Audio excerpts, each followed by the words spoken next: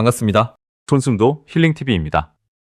아침에 바나나 한 개를 먹었더니 혈당이 순식간에 40포인트가 튀었습니다.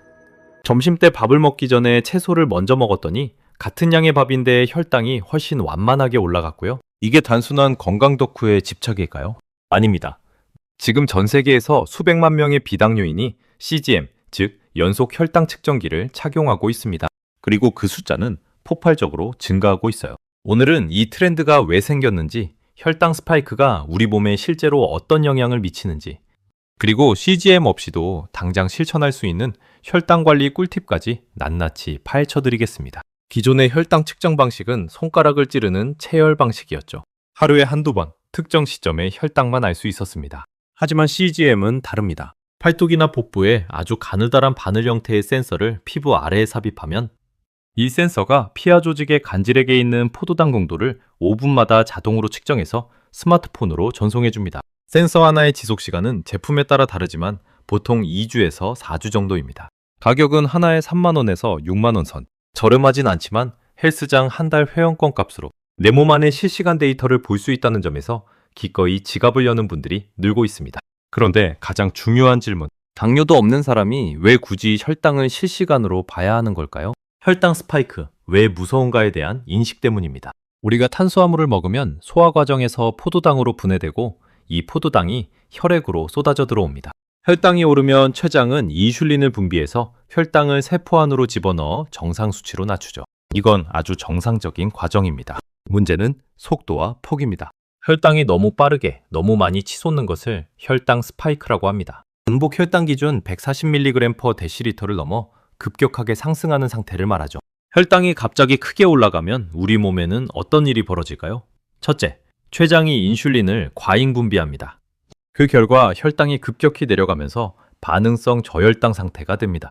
밥 먹고 1시간 뒤에 갑자기 졸리고 집중력이 뚝 떨어지고 또 뭔가 단계 땡기는 느낌, 바로 이 상태입니다. 둘째, 산화 스트레스와 염증 반응이 증가합니다.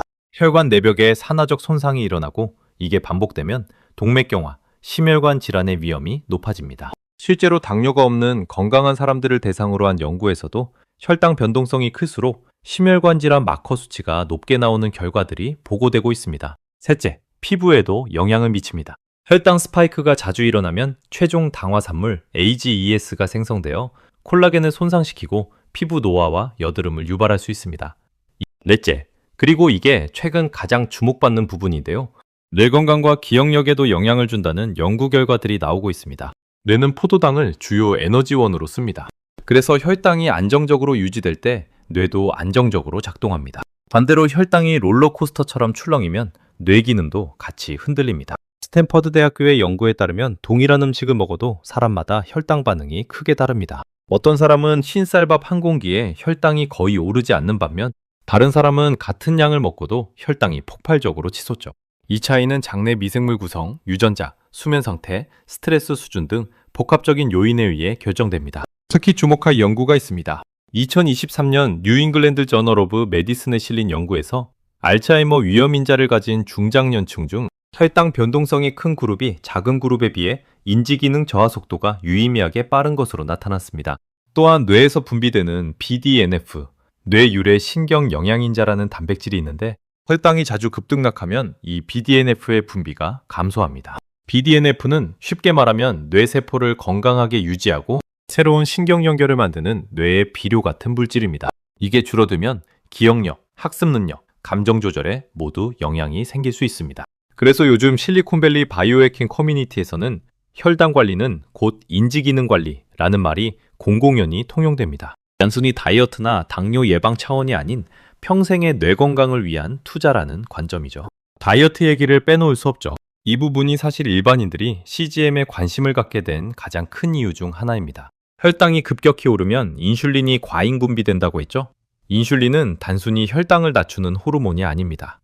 인슐린은 지방 저장 호르몬이기도 합니다. 인슐린 수치가 높은 상태에서는 우리 몸이 지방을 에너지로 쓰지 못하고 오히려 지방을 쌓는 방향으로 대사가 전환됩니다.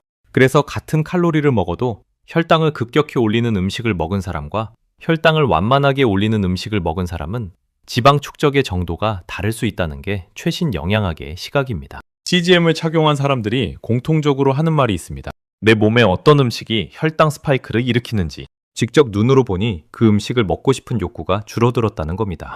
데이터가 행동을 바꾸는 거죠. 실제로 CGM을 4주간 착용한 비만성인 참여자들을 추적한 연구에서 식이 변화에 대한 자기 효능감이 대류군 대비 유의미하게 높아졌으며 체중 감량 유지율도 개선되는 결과를 보였습니다. 물론 CGM이 맞는 다이어트 도구는 아닙니다.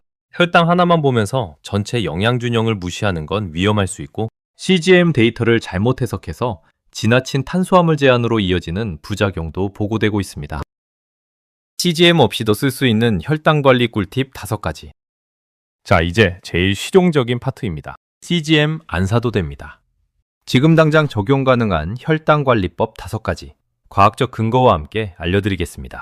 첫 번째, 식사 순서를 바꿔라. 채소 먼저, 밥 나중. 이건 이미 많이 들으셨을 겁니다. 하지만 왜 그런지 아시나요?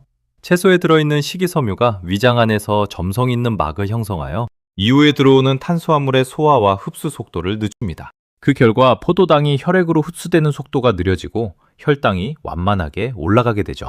일본 당뇨병학회 연구에서 채소를 먼저 먹은 그룹은 밥을 먼저 먹은 그룹 대비 식후 1시간 혈당이 평균 29% 낮았습니다.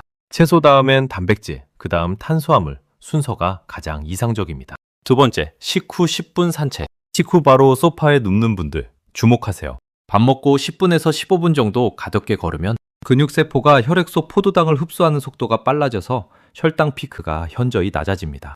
헬스장 갈 필요 없습니다. 동네 한 바퀴면 충분합니다. 메타 분석 연구에 따르면 식후 10분 걷기가 혈당 상승을 최대 22%까지 줄이는 것으로 보고되었습니다. 세 번째, 식전 식초 1스푼.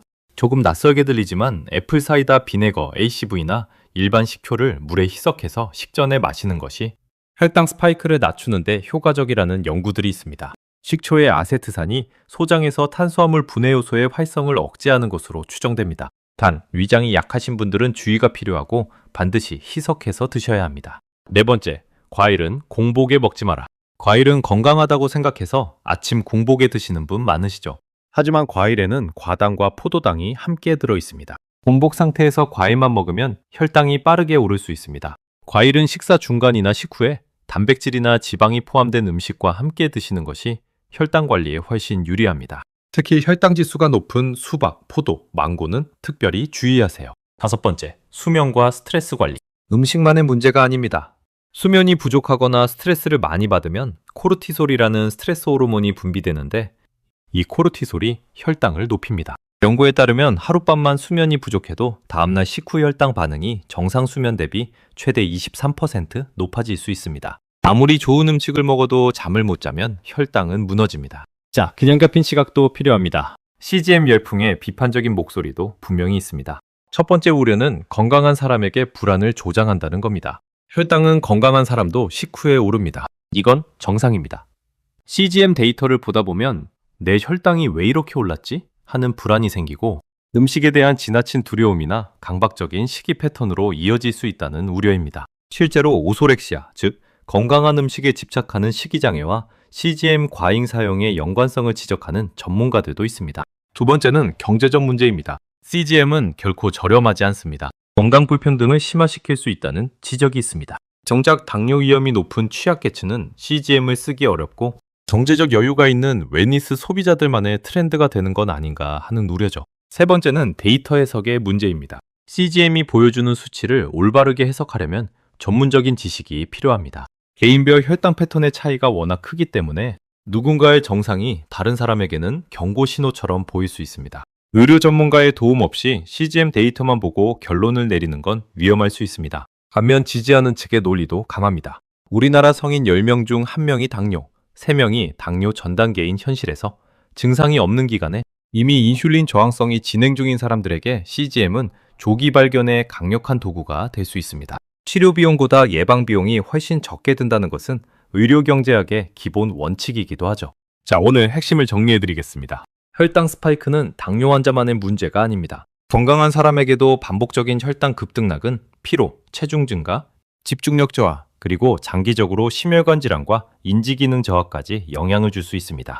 CGM은 내 몸의 혈당 반응을 실시간으로 볼 수 있는 강력한 도구입니다. 하지만 반드시 CGM이 있어야만 혈당을 관리할 수 있는 건 아닙니다. 오늘 알려드린 5가지 식사 순서 바꾸기, 식후 10분 걷기, 식전 식초 1스푼, 과일은 공복 금지, 그리고 수면과 스트레스 관리, 이 중 하나만 오늘부터 실천해보세요. 작은 습관 하나가 여러분의 혈당 그래프를, 그리고 에너지 수준을, 그리고 궁극적으로 내 건강을 바꿔줄 수 있습니다. 이 영상이 도움이 됐다면 구독과 좋아요 꼭 눌러주세요. 오늘도 건강한 하루 되세요. 감사합니다.